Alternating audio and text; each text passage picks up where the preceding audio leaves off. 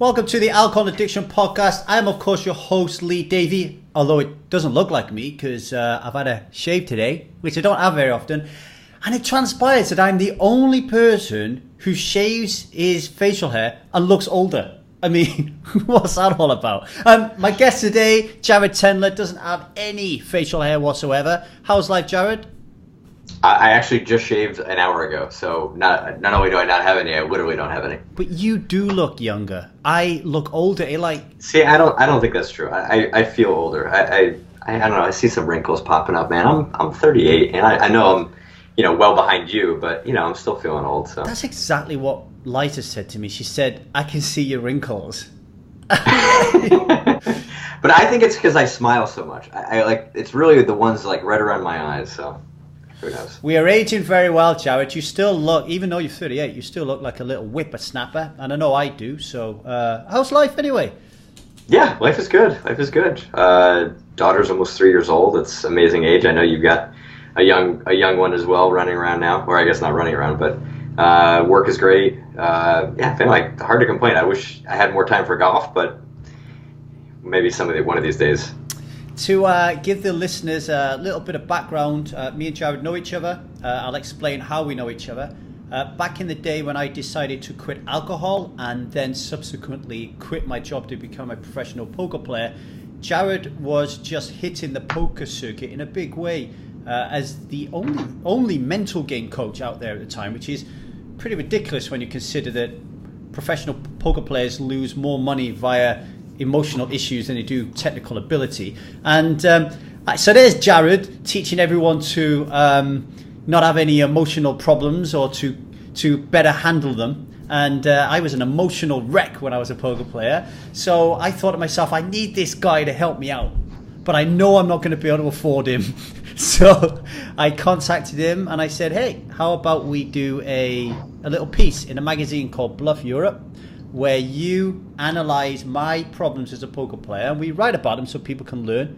And Jared discovered that I was the most fucked up poker player he had ever worked with in his life. It's about By far. By far. And then we worked together, we kept in touch, and then we met in Las Vegas at the World Series of Poker a couple of years, and we've been friends ever since, right? Yeah, something like that. And the reason I asked Jared to come on is Jared wrote one of the greatest poker books in the history of poker books called The Mental Game of Poker. He actually wrote a sequel to it as well. So I should say the two best poker books in the world. And in the first book, forgive me if I'm wrong, in the first book, he talked about the 4 stages of competency. Unconscious incompetence, conscious incompetence, conscious competence, and unconscious competence. And the reason I asked Jared to come on the show is because I strongly believe that my own methodology behind how I quit drinking alcohol and how I want to try to help other people quit was by understanding, or certainly having myself drawn attention to these 4 stages of competency. So let's start by explaining what they are and why you felt compelled to use them in your book and how they related in poker. Yeah, so I want to clarify too, because I like names to be accurate, and to me, I prefer the term the adult learning model, or to think of it as a learning model, because the name 4 stages of competency implies that there are 4 stages of competence when that's actually not the case.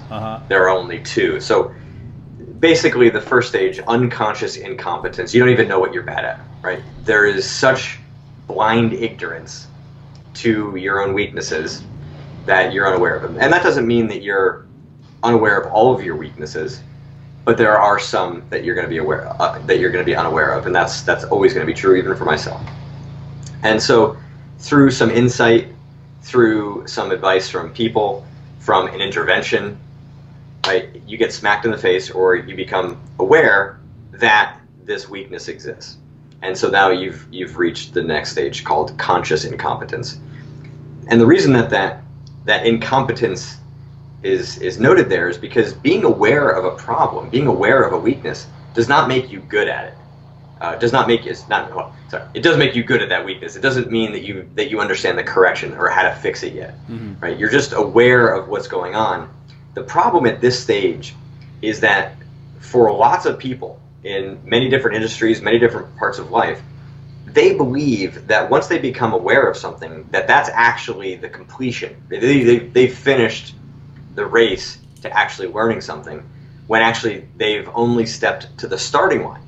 So if you think that awareness equals control, equals, oh, I know what this problem is, it'll never happen again, and you say that again and again and again and again, it's because you don't necessarily know the correction yet. So you've reached the level of awareness, of consciousness, but you haven't reached the level of mastery for the correction. And that is a far more complex process.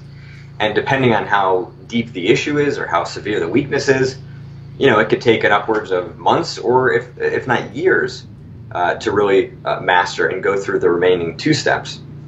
Conscious competence being the second, or being the third, right? So this is the stage where now you obviously are aware of the problem, but you also are very clear on what the correction is. You know how to, let's say, avoid drinking in these scenarios, these situations. You can go out, be in a bar, and be able to kind of talk yourself through it. But if you stay out past midnight and now you start to become tired, or let's say, you know, one of your friends does something, you know, they're all drunk, you're sober, you know, having a good time up until somebody does something stupid, and then it pisses you off, and then that anger now creates a reduction in your ability to think logically. And this is a very, very key point in this third stage, conscious competence. Right? In order to be competent, you must be aware and conscious of the correction. But when we're tired, when we're angry, when we're sad, when we're depressed, or when we're overconfident, when emotions spark or spike, or they're too low, the part of our brain responsible for thinking, responsible for controlling ourselves, self-discipline, focus, decision-making, all of that starts to reduce. It becomes compromised. You know, people may be familiar with this sort of principle that willpower, you know, is a limited resource, right? There's only so much that you have. That's kind of what we're getting at. Another way of thinking about it. So it's midnight, your friend says something stupid, you get pissed off, and now you start to lose access to the corrections to your weaknesses, to the reasons perhaps that you're drinking. And so then you become at much greater risk of relapse. And that's true of any situation where you're going to be going to have a risk of relapse. That's what a lot of rehab programs are looking for. They're looking for the key triggers in your lives so that you can create strategies around them. But ultimately, those strategies are just in place to keep the mental load low so that it's easier for you to apply and learn the corrections, learn the techniques that you need to manage your life and manage your drinking, so that then you can eventually start to step out into those riskier situations, those higher emotionally intense situations, being able to continue to hold on to those corrections and that competence that you're building, and in doing so, you start to work more towards the last stage, which is unconscious competence, where now you have such a deep understanding of the corrections, or the reasons why not to drink, that you no longer have to think about it, right? Conscious awareness of those corrections becomes irrelevant. It becomes like walking, or like driving a car, riding a bike, you know, brushing your teeth, things that are second nature to you. That is true mastery. So when you think about the gap between first becoming aware of something and then actually achieving mastery, and you think about how much work and intensive effort and focus and learning, etc., that exists between those 2 points, you start to realize how complex the process is and why it is so difficult. And that if you get these stages wrong, it really complicates the whole process. Now, there's another important principle here that I think is very, very important, that these stages are not linear in a sense that you go from one stage to the next, right?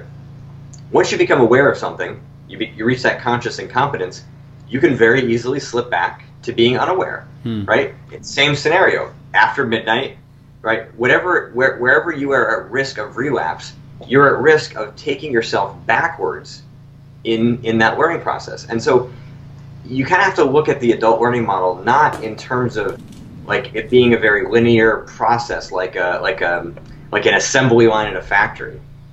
You know, it's much more of a dynamic process where you're kind of constantly moving back and forth between different levels, and you keep trying to push yourself forward. So the average, or the average in more intense situations, is trending towards the positive. But this is another big reason why people have difficulty quitting drinking or correcting any other bad habits, is that when they take a step backwards, they get very self-critical. They compare themselves to situations when they were in much greater control, and they don't really understand why that step backwards happened. And it becomes a reason for a downward spiral, like that self-criticism, that hatred, that anger, that they took a step backwards. When you start to understand that the learning process is very fluid, and that until you achieve mastery, you are guaranteed to take steps backwards. Until you understand that, it becomes very easy to be critical of the process, be critical of yourself in the process, and learn a lot slower.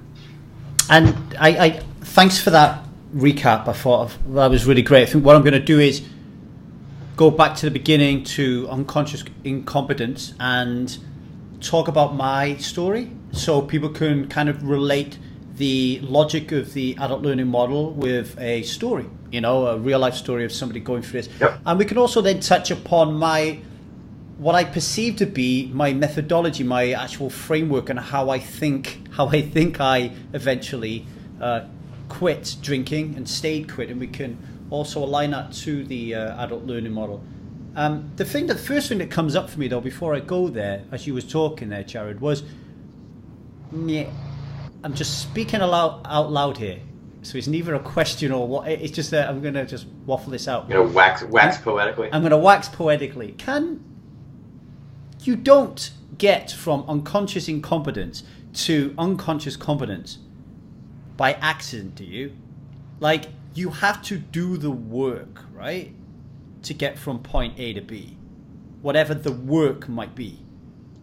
So, I mean, the whole principle of this model implies that there's some level of awareness and consciousness occurring. Right. Right? That you are choosing to put yourself through this process.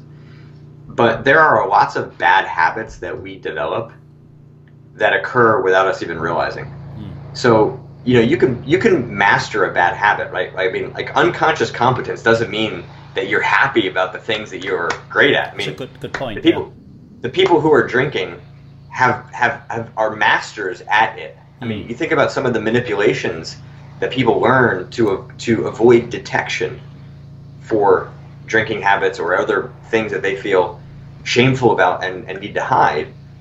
It's impressive sometimes, to think about what people are able to become good at. So consciousness is not a requisite to achieve bad habits, to achieve unconscious competence.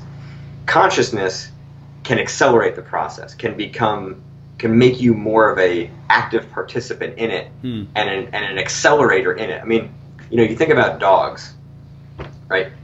Dogs, especially the dumber ones, like the ones my parents chose to have, they're really they might have the consciousness of a 9-month-old child, right? There's flickers of it, but that doesn't mean they can't learn things, right? So you wouldn't necessarily say that. I mean, we don't really know, but observably, we don't believe that 9-month-old kids have reflexive consciousness, right? They are much more of a instinctual being reacting to the environment, by which they can still learn and achieve habits that become somewhat automated. Yeah, I like that description. So what you're saying is, yes, it can just happen, but if you want to accelerate, and I like your point that it's this adult learning model is not only used for good, it's also used for bad, which is good that you can slip back. But if we are very conscious about what we're doing, and especially conscious about this model and how it can apply to our life, then we can accelerate that route to mastery, in which this case, mastery is never desire a drink of alcohol. So that is what I would perceive to be mastery in this case. So, all right, let's go all the way back to unconscious incompetence and look at myself and my drinking career, right? So I would say, and you jump in any time here, Jared, right? That when I was in this stage of unconscious incompetence was when I was drinking alcohol and I thought it was fucking brilliant. I thought it was like the greatest thing in the world. I thought that waking up one day and nearly dying and having God knows how many stitches in my arm for being stabbed after being drunk was a funny thing to tell my friends.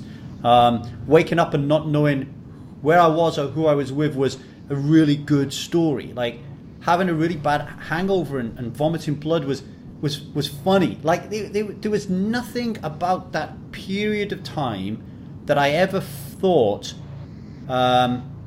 there's anything wrong with this. And I look around and I see people, not so much these days, but in my old life, who are the same. They go to work, they come home, they go to the pub, they drink. And if I was to say to them, hey, buddy, do you think you have a problem here? They would look at me and go, what problem? Right?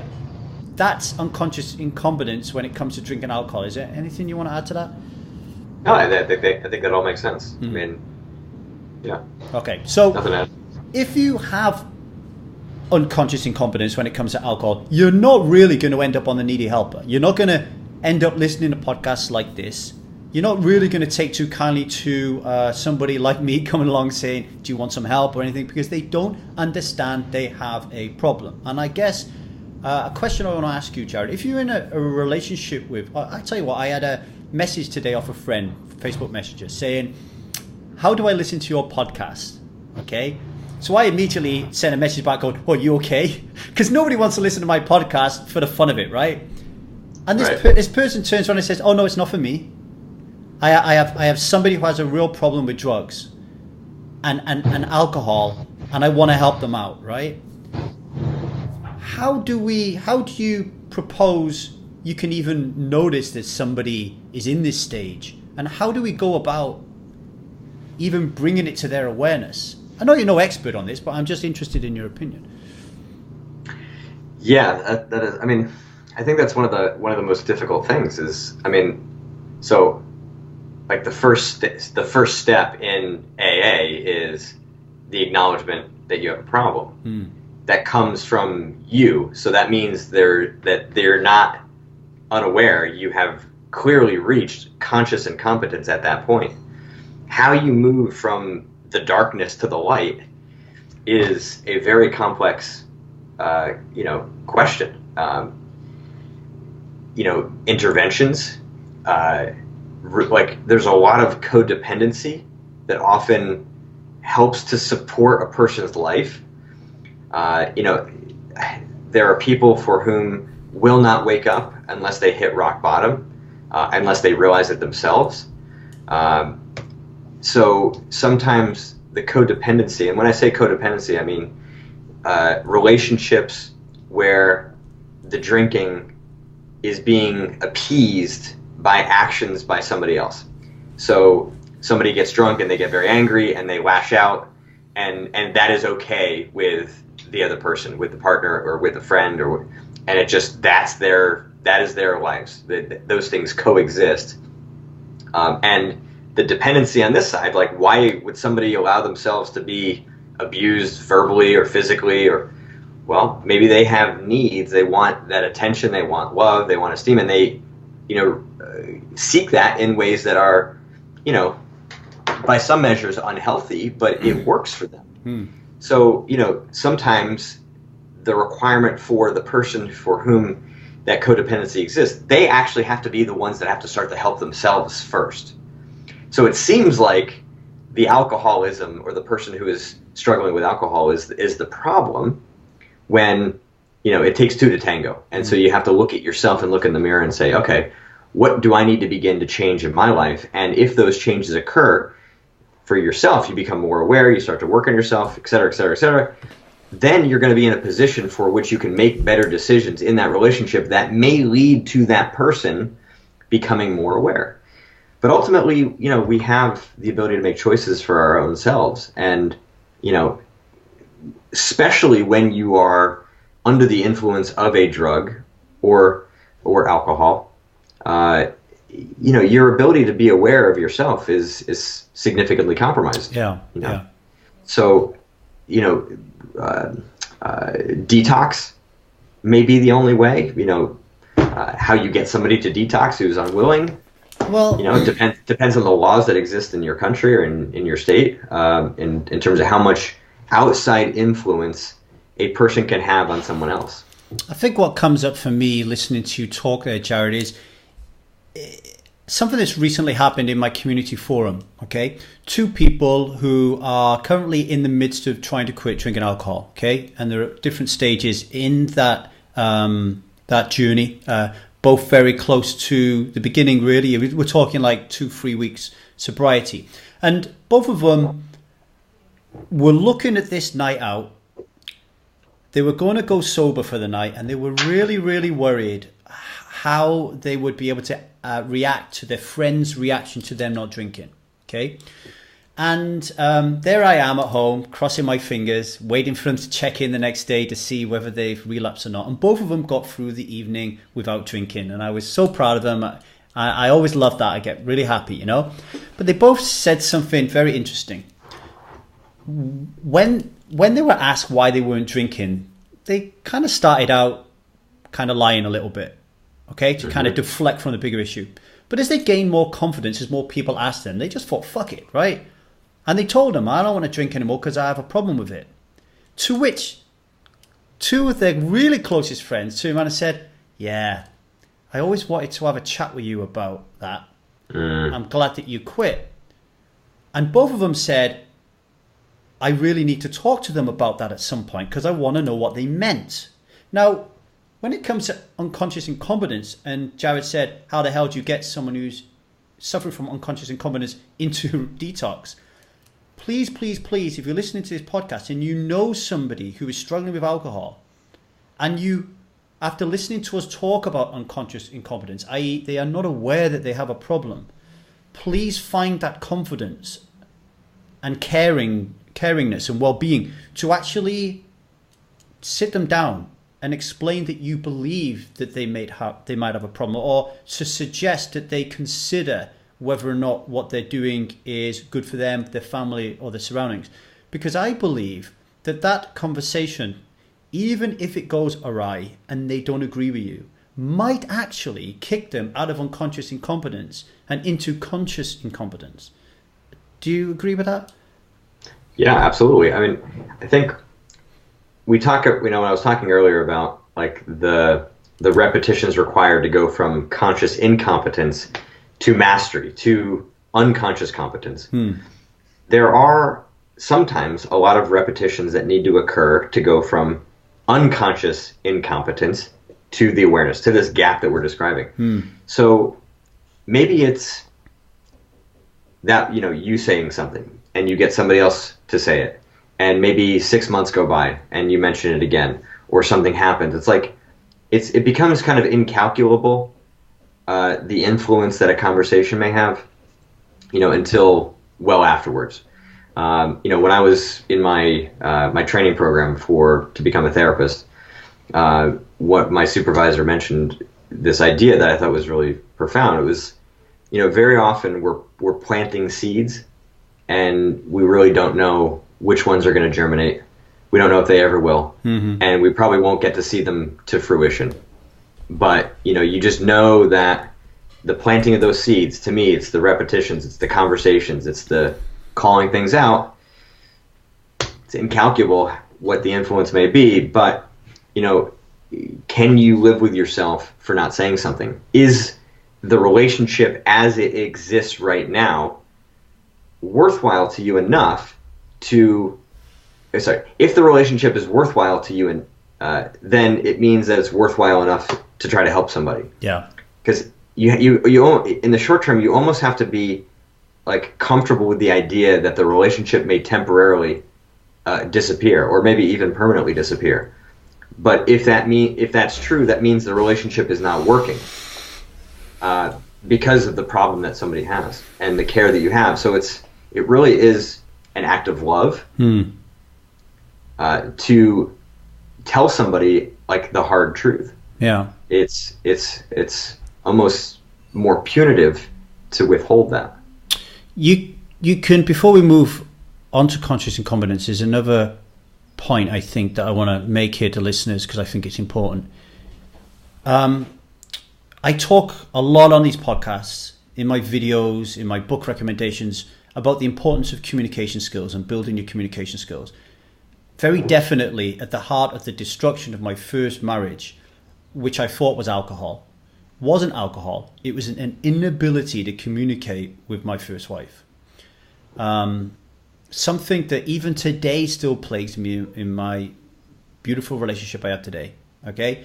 And one day I wish I'm the world champion at communication, but until I get there, I'm very hyper aware that is the way that I communicate and deal. And communication isn't just talking, folks, right? Communication is your body language. Communication is holding space for people.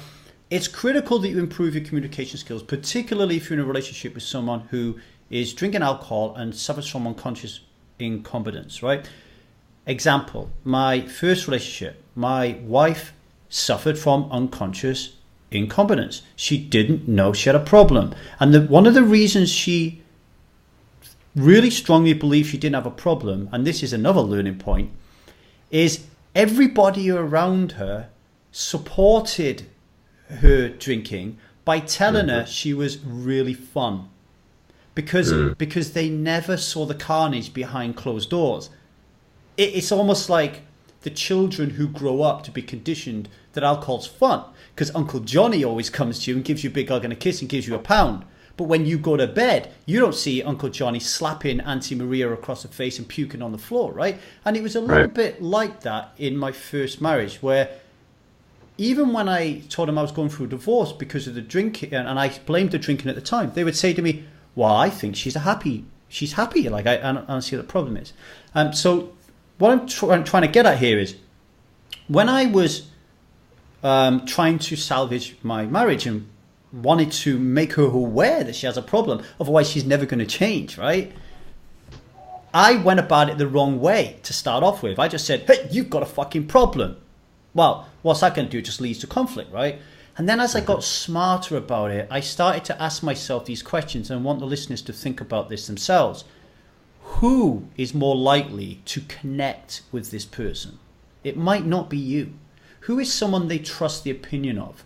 Who is someone they don't have history with that is going to turn into conflict very quickly? And maybe the way of getting them shifted from unconscious incompetence to conscious incompetence is not through you directly, but indirectly through you by tapping up somebody else who also loves this person, who has much better communicative skills and is respected more by this person.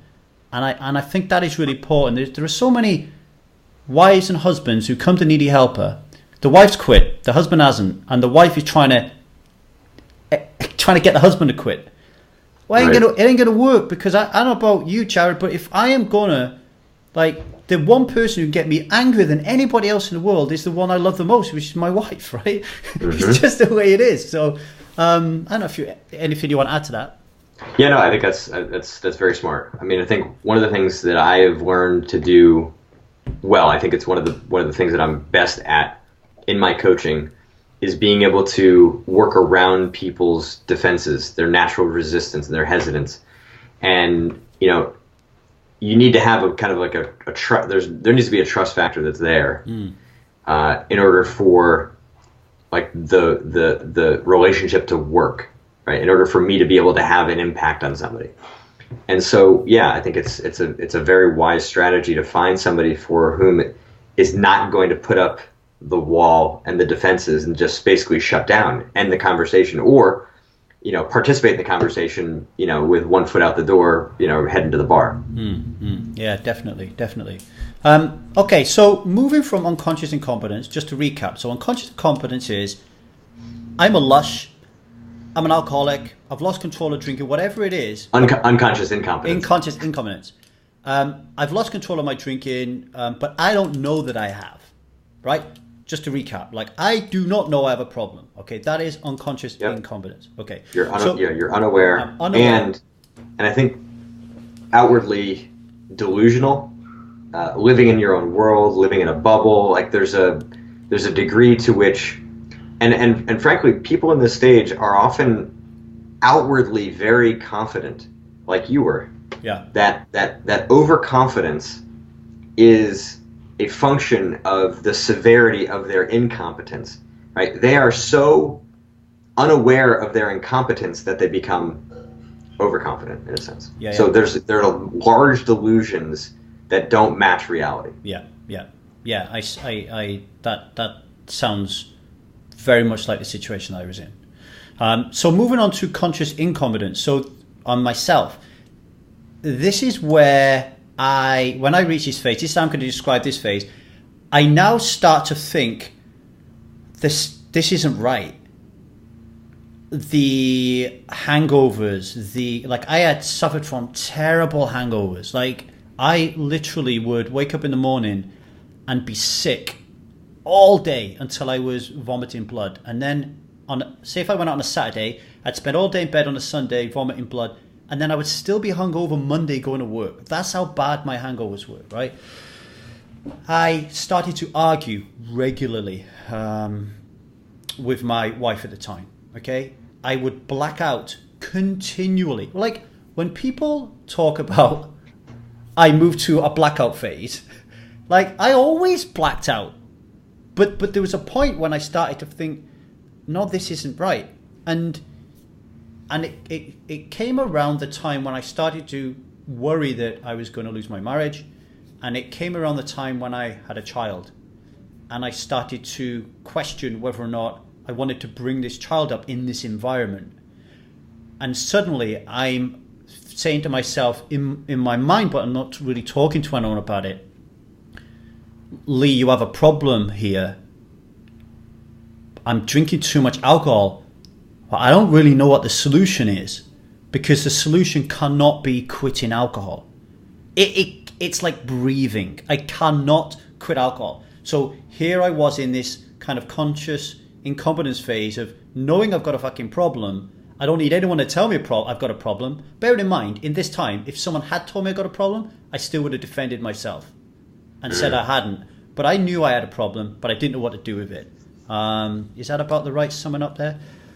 Yeah. And so what you're describing is sort of like even though like another layer within conscious incompetence, right? You just have this tiny little window of awareness, right? And now when you got to the point where you could say, yes, I know I have a problem, and if somebody else says it, I'll admit it, and I can own that. I still don't know what the fucking solution is, but yeah, yes, I know that I have a problem. So you can see that there are like these many little layers of these stages. They're not black and white. They're not you jump from one to the next and move on. It's more nuanced than that. So that first flicker, may exist for some of the people for whom your listeners may want to go and talk to and help, and if that's the case, they may defend against it. But then when they're by themselves and they start thinking more, having recognized that the problem exists for themselves, you begin to have a little bit more of a bubble beginning to burst. I often relate going through these stages like to the movie The Matrix. Yeah. Once you are removed from the Matrix, you can't turn it back off, right? It's such a fundamental shift in reality that denial is no longer an option.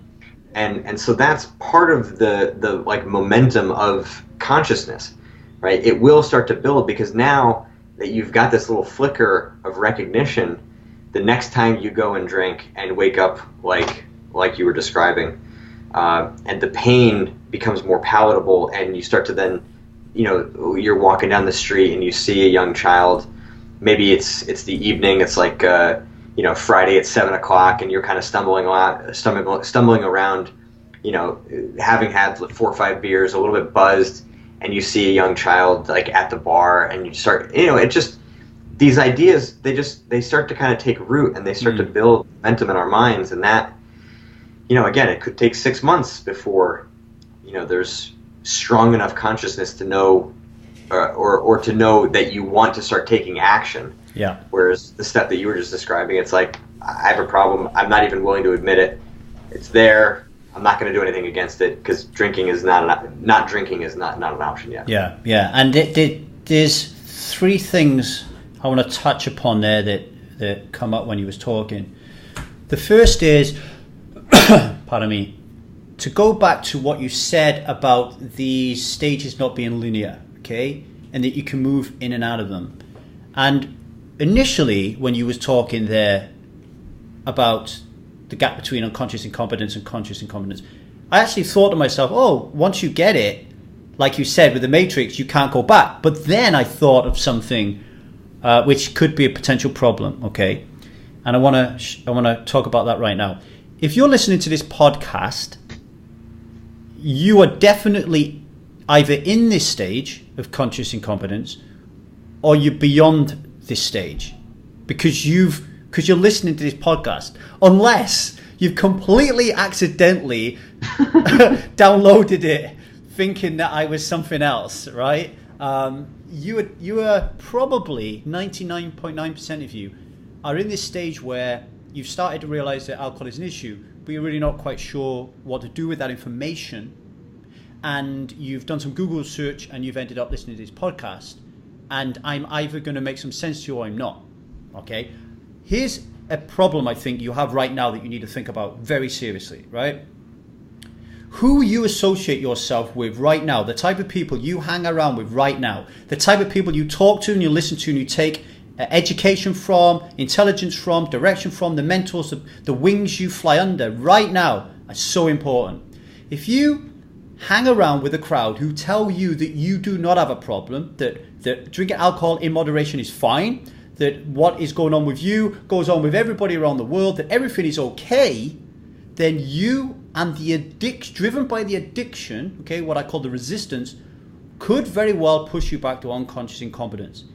You'll still have that little, oh, there's something wrong, but the addiction will almost like herd you to the cattle gate with all these people who are telling you the story that the addiction wants you to hear. It doesn't want you to escape from the Matrix. The addiction doesn't want that, right?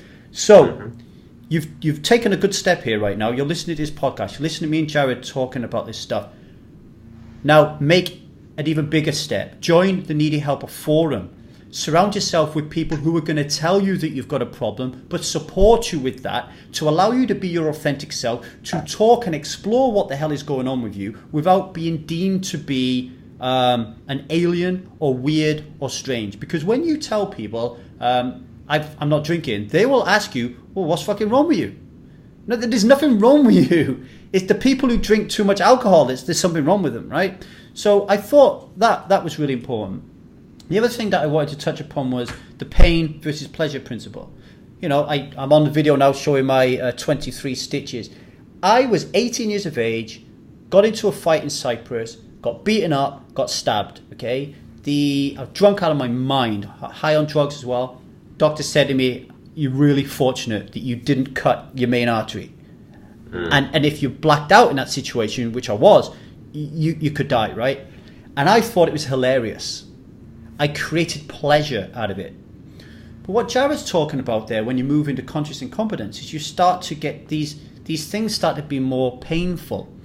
And I really do think that it doesn't work for everybody, but it's something you can at least try, is to turn around your pleasurable thoughts around alcohol. Just get a piece of paper, draw a line down it, write down everything that you think is pleasurable about alcohol, or the instances or incidents that have happened in your life, and then turn it around and say, I nearly died, not it was a really funny story, you know, or yeah, it was great shagging that woman, no, I nearly lost my marriage. You know, concentrate on the more painful associations, and I think those painful associations could actually drive you through these stages that we're talking about.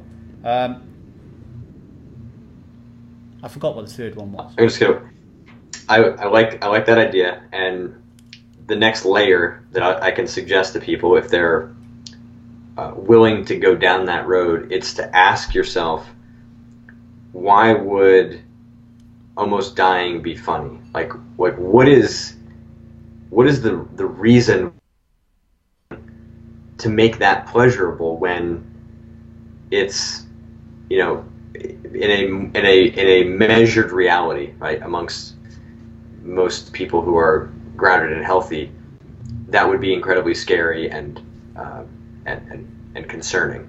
So there is some measure of denial, delusion, fantasy, you name it, and there's a reason why you're seeking that, and to try to better understand, you know, what would be driving that in with you, what confidence issues, what pain are you trying to avoid? And you know, it's not fun to go into that. You know, it's challenging, and you know, and it may require that you're actually doing that with a therapist, with professionals to help guide you. But if you're very early in the process and not willing to take that step, then yes, I think what you've suggested is a great way to begin to shift perception. But the reality is that there are existing competence, unconscious competence toward your drinking habits that are fueled by something. We don't do things randomly. No. And when you begin to understand those essential drives and can understand the flaws and the weaknesses behind them or driving them, then you have an opportunity to not just reshape your habits using the method you just described, but also start to undercut the intensity with which they're being driven. Okay, what come off me then, Jared, and just jump in at any time here, was, I think what you were talking about there was cognitive distortion. So people are creating these stories about why they do something. Like, so to me, getting blind drunk and getting stabbed or waking up in somebody else's bed, I have a cognitive distortion there that is really funny and interesting, and we can actually inject logic into that distortion and say, actually, what's the logic, rational thing to think here, not the distortion, you know? And moving on from that, what you said was really crucial here as well, is there is always a reason why you drink alcohol. There's a reason why I'm going to drink this water now. It's because I'm thirsty. We don't do things randomly. There is always a reason. Now, to me, what I teach at the Needy Helper and what I help promote here is there is a reason that you will be drinking alcohol. In every single time you drink alcohol, and learning and understanding that reason is critical to get through these stages and to eventually be in unconscious competence, okay? And there are two strands of work that you end up doing if you come onto my site. One is understanding that the value that you perceived alcohol provided for you in that moment doesn't exist. And the second one is to understand what is deeper than that. What is the deeper force that is driving that need, which could be social anxiety, trauma, a lack of self-worth, low self-esteem. So failure. Failure. So there's two issues. We need to work on that, all those things I've just talked about, but we also need to increase our rationality and our understanding and our learning that alcohol isn't doing anything here other than bad shit. And the fact that we think that it is doing something is an illusion. So that's my belief and my methodology. And that's when you're doing what you're describing, that's reaching conscious competence. When you're able to inject that rationality into the delusion and have that shift your actions. So you wake up and rather than kind of just repeating this same story or pattern, you decide to not drink for a couple days or decide to do something different. There's an emotional shift towards recognizing or realizing that pain and not just getting caught up in the story. So you don't tell the story from the night before. So when you start to see changes, that's how you know that some measure of control is actually taking hold. And I want to talk about conscious competence and how it happened for me, because it's really interesting, and I'm interested in your opinion. I've actually written underneath my notes, conscious competence, I think I skipped this phase. Right? And let me explain why. So here I am. I know I've got a problem, but I've also made the decision to do something about it. And I know that means I have to take action. Now, if you're listening to this, folks, pay attention to that part. Rewind it if you have to.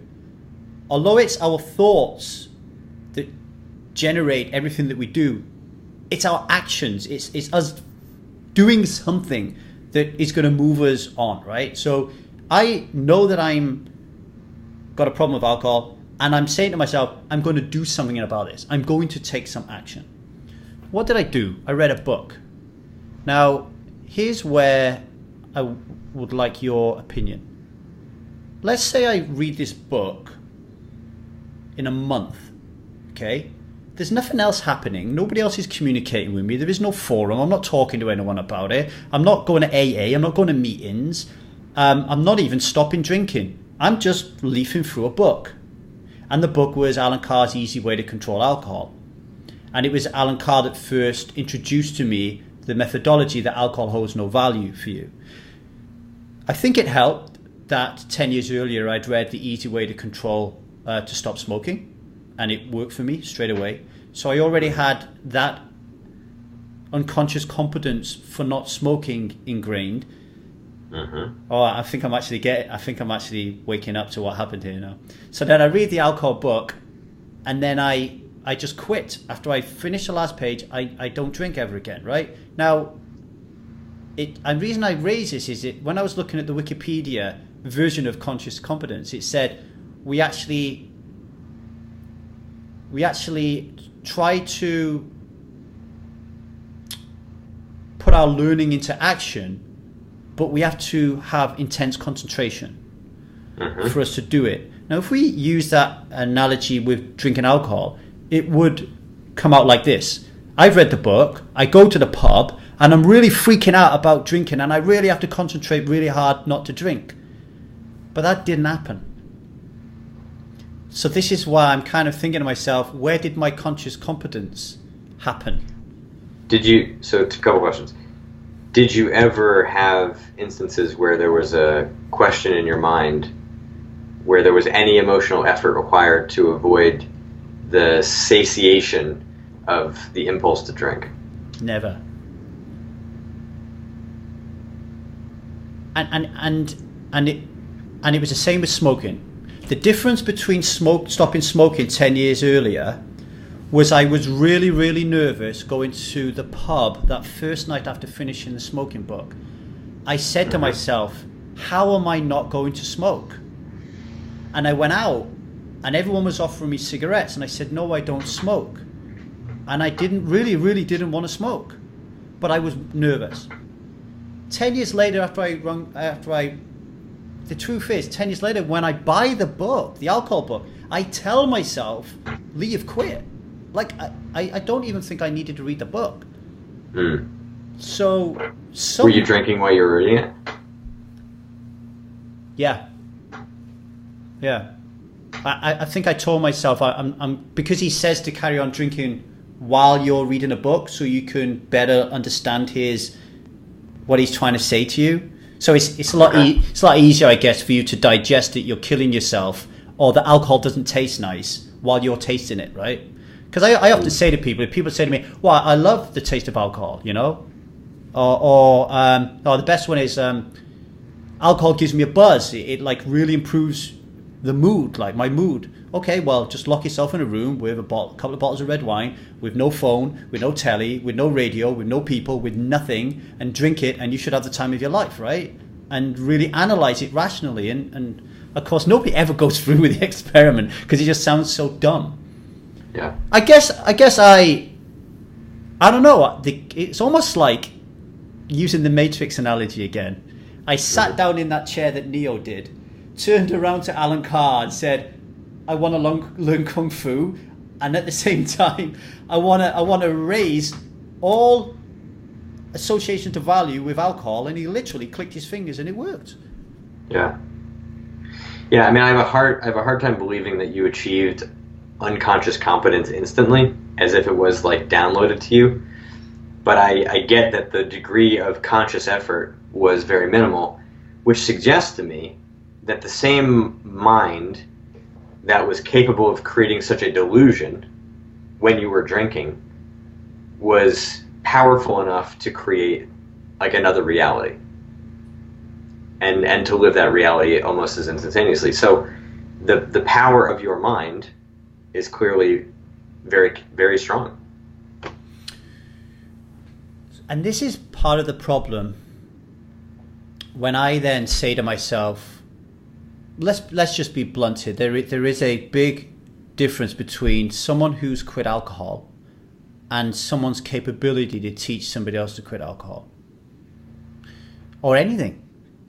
You know, you've worked with poker players. The greatest poker players in the world don't make the greatest poker coaches. The best golf coaches in the world, like yourself, are not on the PGA Tour probably. And I'm right now out there testing with a group of people whether or not what worked for me can work for other people, and I really strongly believe it can.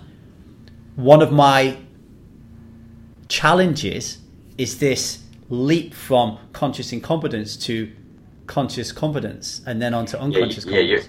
You have a huge hole in your skill set, and I can pretty much guarantee you that you would be, well, certainly less than 50% of the people who quit drinking like you, and I would veer towards betting more in the 5 to 10% range tops are able to quit like you did. So the need for that like willpower, the effort, the emotional intensity with which to apply and maintain themselves on a daily basis for 6 months, a year, 5 years, 10 years, is very real. I mean, I think in large measure, the majority of people are probably missing and doing an effective job at uncovering the cause of their drinking. That they instead focus more on the control efforts, the cognitive behavioral therapy style techniques that are used to mentally withstand the intensity of the pressure from the impulses drinking, or they have to keep their world small and not be around all of the triggers that may exist or have existed in the past for their drinking, versus being able to remove the original source and the energy behind drinking, and then be able to naturally be in those environments or have their emotional energy freed up, or their mental energy freed up, because they're not having to control the emotions as much. So, yeah, I think your challenge is going to be being able to walk people through that, the steps backwards and forwards that many people have to go through when, yes, okay, I didn't drink today, but man, it was tough. And here's why it was tough. Here's what was going through my mind. Here's, what maybe sparked it that day, and to kind of just strategize around it, work through it, without making things too small, without creating additional problems. It's a challenging space to be in. I mean, that's why the Needy Helper Forum, if you're listening, this is why the Needy Helper Forum is really, really important. Okay, and let's just give this a plug for like a couple of minutes, and then Jared can pipe in about his opinion on. He's never been to the forum, he's never seen the forum, he's probably never even heard of it. But basically, it's an environment where people who want to quit drinking, or who have quit drinking and want to stay quit, or just want to hang around with people who understand that they have an issue with alcohol, we gather, right? We check in every day. So every day I do it at the end of the day. I sit down in front of my computer, I think about what went on for me today, what triggers did I have in any of my addictions, because even though I don't drink alcohol, I still have issues that I deal with. what came up for me, how did I deal with it, how do I feel, and I write that and I share it, and people support me in my life. And when I check in, I get support and guidance. I don't get judgment. Nobody offers help in a check-in. We have a help and guidance channel where if someone wants to ask a particular question of me or anyone else in the community, that's where they go. So if someone says, I just cannot get beyond the weekend without drinking, help me out, that's where they post it in help and guidance. And then the good old fix it that we all have in every man can then dive into the help and guidance section and really help people try to sort themselves out, right? And also it's a place where if someone listens to this podcast or another podcast that they thought was good and could help people in the community, they post it in help and guidance. There's a third channel called the Triggers channel. And what I say to people is, if you felt like drinking today, there are certain steps that I want you to go through and post in this channel. Where was you today? What time of day was it? Who was you with? How was you feeling emotionally just before the trigger? Yeah? What value did you believe drinking alcohol in that moment was going to have? Okay? And I believe, my hypothesis is, and it will be tested for the rest of my life, my hypothesis is, if you continue doing that work and you continue checking in with your triggers and you continue really injecting logic into your distorted beliefs around the value of alcohol, you will uncover the true reasons why you're drinking. You will understand that you don't need alcohol, and then you can start working on your true causes of suffering, which 99.9% of the time won't be with me.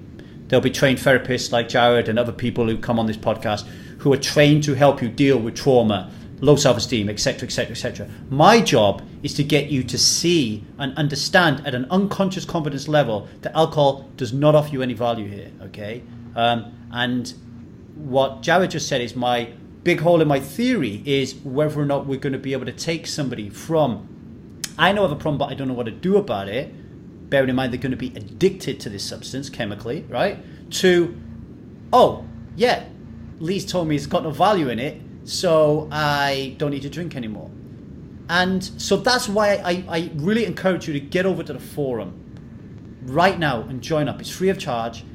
That's where you'll start doing the work and start moving up and down these scales as and when you're ready, one trigger at a time, to try to break down each value proposition. Like I said to someone the other day, pretend you're a sniper and there's a big fucking giant in front of you, right? You're just going to shoot him. Boom, there's one shot. He's not dead yet. Boom, there's another one. Like, you don't get in front of him with your fists up and want to take this monster on. You take a pot shot. Oh, I think alcohol tastes nice. All right, let's deal with that distortion. What's next? I think alcohol improves my social experience. Okay, let's deal with that. Right, that's what we want to do until eventually there's nothing left. Now we can deal with the shit that is in our life that is causing us to drink alcohol. Is there anything you wanted to say on that? Yeah, sometimes people, they lack a lot of emotional skill, to be able to handle, let's say, just a bad day, right? So, on the one hand, drinking has hid the need to be able to have the resiliency or the skill to be able to manage a bad day. So when you start to remove that, maybe some of the conscious, competent efforts can be geared towards helping to actually develop just coping skills with life. Yeah. Right. Some of the things that just were never gained over the years because the drinking was the solution to many of those sort of like life everyday issues. And there's just like a void. It's like, if you just didn't use your right arm for 5 years, right? Like clearly it's going to be weak. It's going to need to be rebuilt, and the strength and the the physical capability to live in your daily life is going to need to be rebuilt. And so having some help in those areas, could be very valuable as well. It's just the normal, hey, got into a fight with my boss today. I don't really like my job. Like, how do I deal with that without drinking?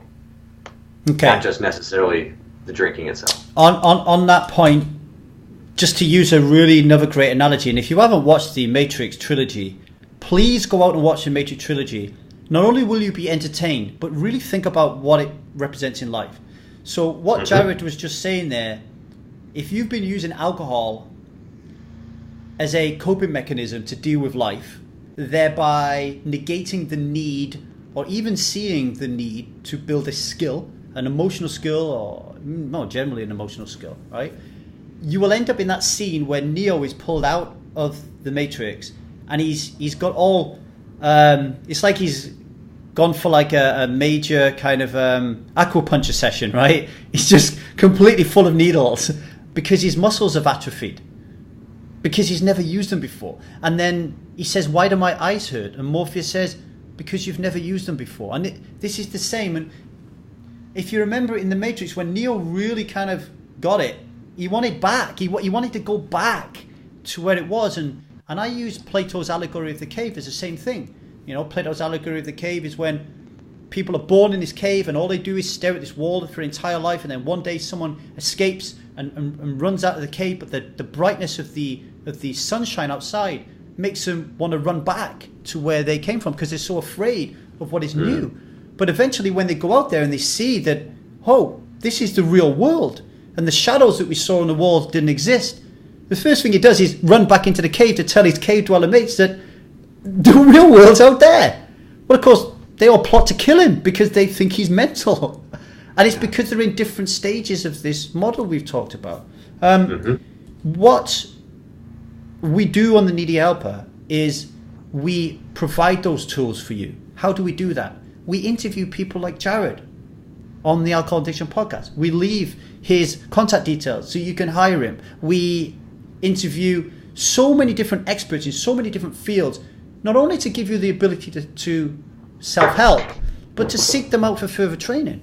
We've got training courses there. What Jared was talking about was what I call white space. Suddenly you've got no alcohol, and all of a sudden your brain fog is gone and your mind is free. Okay? Things just start flying in and you can't control them. And now you haven't got a hangover, so you've got to deal with Sundays. And your wife wants to do stuff with you and you don't know what to do. And now all of a sudden you realize you hate your fucking job. You realize you hate your wife. You're like, what the fuck do I do? What do you do 99.9% of the time? You go back to drinking because you're scared of taking on those challenges. And that's what the Needy Helper and the Alcohol Addiction podcast is here to do. We've got a training course, Finding Meaning and Purpose through the Art of Story. It's to walk you by the hand through finding meaning and purpose in life, you know? Anyway, I just wanted to, before I let you go, just touch on this conscious competence, unconscious competence thing. I want to make it really clear to people. Unconscious competence, the mastery stage, okay? That is where I am at right now when it comes to not drinking alcohol. And that is not me blowing smoke up my own ass. Is that the right thing? That's not me being a cocky bastard, right? I never, ever, ever, ever, ever, ever, times a gazillion, think about drinking alcohol. Ever. It doesn't matter what situation I'm in. It doesn't matter what happens to me. I never, ever think about drinking alcohol. Because going through these stages of learning, I have reprogrammed all the past conditioning from birth that says that alcohol has value. I've reprogrammed it by continually reaffirming to myself that alcohol holds no value. How did I do that? I created this podcast and I talk about it all the time with every single guest. I've written over 500 blog posts about this. I talk to everybody who wants to listen about it. I made it into a belief and then made it into a conviction, and neural pathways have started to alter and change, and my beliefs are different. So I am now at the unconscious competence stage. There's something that I want you to be aware of that I found that happens on the forum a lot. People will quit drinking and they think they're at this unconscious competence stage and they get too confident. And I'll say to them, do you want to do more work on this? And they're like, no. To be honest, I'm fine right now. I've got it cracked. Like I don't need your help. 9 times out of 10 is money. Like why we've all got to be tight with our money. Why do I want to spend money on coaches to do this and that, the other if I've got it cracked, right? But then they'll relapse and they'll come on the forum and they'll say, I relapsed today. And I'll say to them, what was the perceived value? Go through your triggers and what was the perceived value? And the response is generally this: oh, I know there's no value in drinking, but I just lost my fucking head and just thought, fuck it, I'm going to drink because Pete really pissed me off. I want to repeat that again. I know there's no value in drinking, but whenever someone says to me, I know there's no value in drinking, but I know they're in the conscious competence stage. They understand the concept of value as it applies to alcohol, as the way that I'm teaching it, I guess. But they haven't burned it into their psyche. They don't truly understand it. Does that make sense? They actually slipped into unconscious incompetence. Or sorry, they slipped into conscious incompetence. Because if there was actual competence, they wouldn't have drank. So the incompetence was a loss of knowledge enough that they may have been aware that alcohol has no value, but the meaning of that phrase got lost. Right? The complexity that exists in knowing that alcohol has no value in my social life, my work life, my family life, it creates this kind of chaos in all of these different ways. That got lost, and it became overly simplistic, and frankly, just flat out bullshit. Right? That it's an excuse. It's a lie, really. They're smart. You're smart. You know what to say to somebody else to try to poo-poo and push away any of a spotlight that's going to be put on the fact that you drank, and you did so for these reasons. So, yeah, I think like conscious competence, to be clear, means that you have these ideas in mind and you are able to avoid drinking. It's not you have these ideas in mind and occasionally relapse.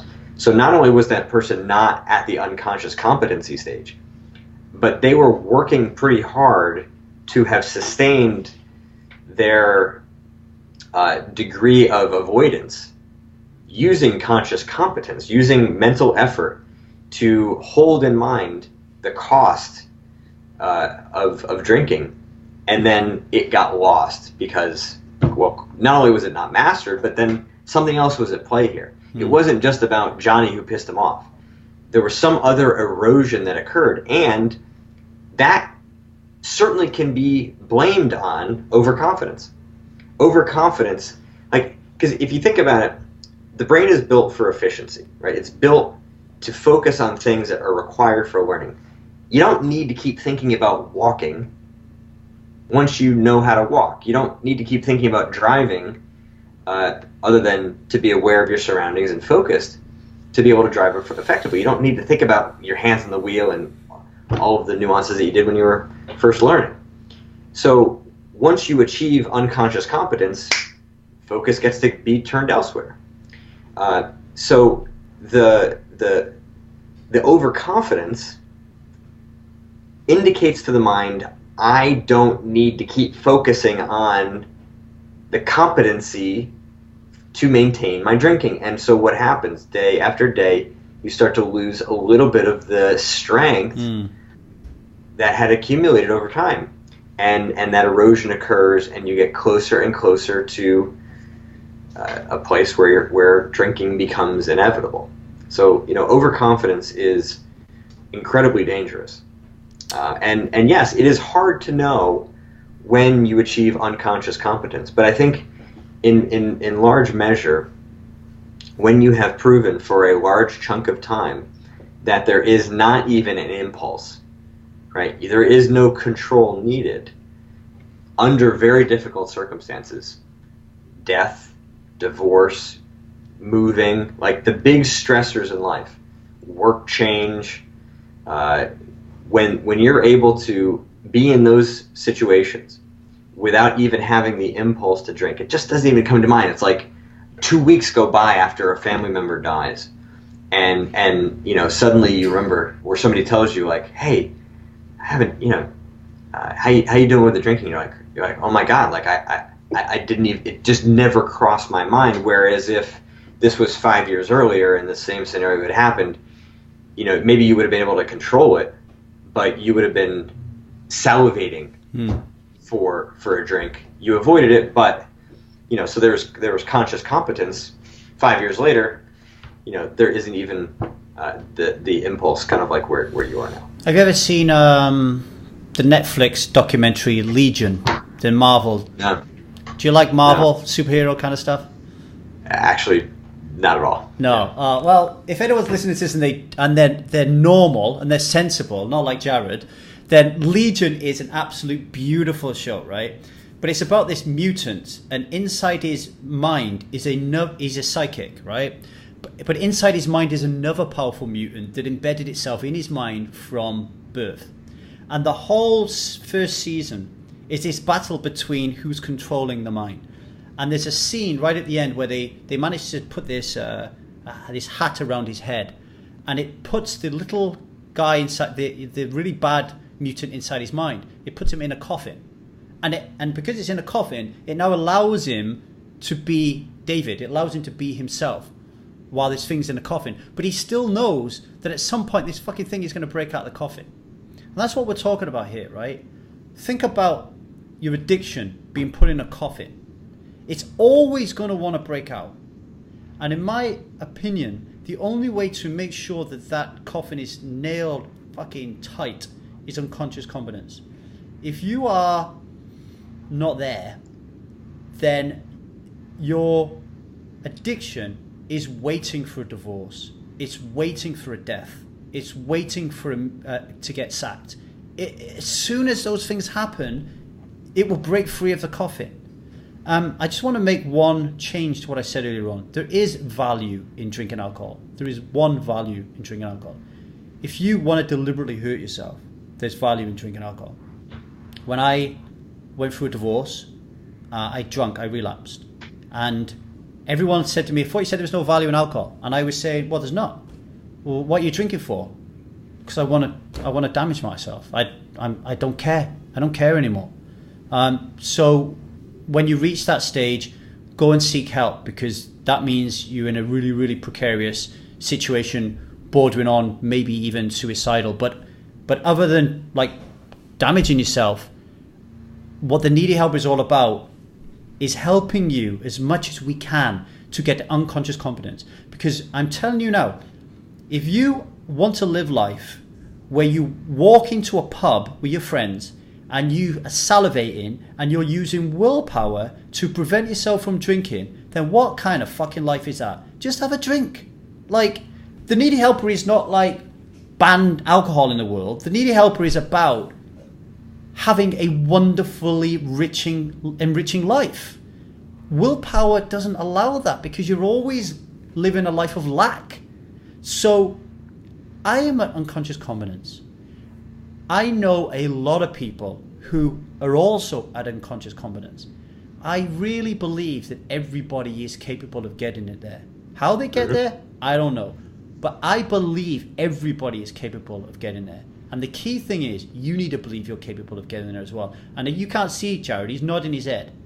We are all capable of getting there, Jared. This isn't basketball.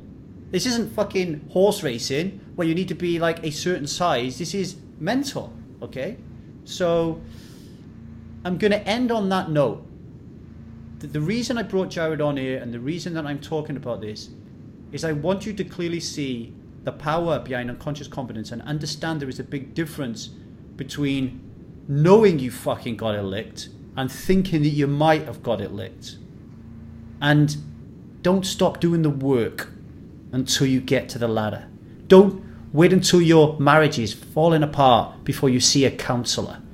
Like, see counsellors about your relationship every week. Make it fun, make it interesting, make it a learning experience to get to unconscious competence as the masters of relationships. You still won't get there until the day you've died, but you'll have a lot of fun getting there. Don't just say to yourself, oh, well, we're getting on all right now, so let's save that 50 quid and not go see the counsellor this week, which I do regularly in my relationship. But keep working at it. Keep doing the work until you really... And you'll know when you get to unconscious competence. You'll know. I'm telling you, you'll know. But just keep doing the work. This is why I'm not a big AA fan, but this is why AA talk about service and giving back. I think service is a great way of keeping you at that unconscious competence level. Anything you want to say before I finish, Jared? Well, I guess just to finish up, amen to all of what you said, except for the last piece, which is you don't need to keep yourself at the unconscious competency level. It is solved. Like the coffin is gone. Right. So if service is required to keep yourself there, you're not actually there. Oh, good point. Good point. Yeah. I agree with that completely. Yeah. So what you're saying there is, right now, I don't need to do service. I don't need to do this. If I stop doing the Alcohol Addiction podcast, if I stop Needy Helper right now, I wouldn't go drink. It's just the coffin is gone. I'm not going to smoke. Coffin is gone. But there are other areas in my life where there's still a coffin. I don't eat sugar. There's still a coffin. I don't watch pornography. There's still a coffin. You know what I mean? Jared, I want to thank you for coming on the podcast. I know dealing with addictions is not your specialty, so I really am really grateful for you to come on and lend your expertise when it comes to going through this model. Listen, if you're listening to this, I'm going to put Jared's contact details at the bottom. He is a great coach, very intuitive, has this really uncanny ability of really connecting with you, and I strongly believe that connection is really vital in order for you to find that juice to do the real work that's really important. Jared's excellent at that. I really believe you should seek him out if you want to kind of work through any issues whatsoever you have. I mean, I will be sending people who come to me who want help that's beyond my skill set to Jared. I think he's excellent at what he does. So, thanks, Lee. What I will say is I appreciate all that. Given that it's not my expertise, what I will say is anybody who contacts me, having heard this podcast, be prepared to explain who the other resources are in your life and provide contact information for me to them.